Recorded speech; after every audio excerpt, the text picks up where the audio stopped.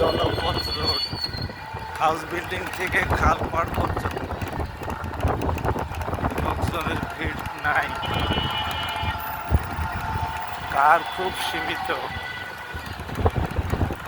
রিক্সাওয়ালাও কম বেরিয়েছে রাস্তায়।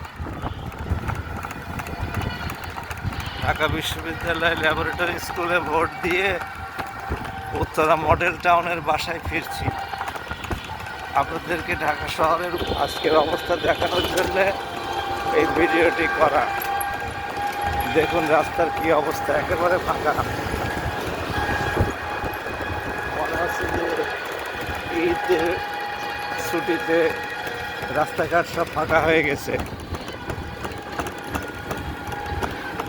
বাংলাদেশে এই প্রথম দেখলাম যে ভোটের দিন, ভোটের সময় ঢাকা শহর এরকম ফাঁকা হয়ে যায়।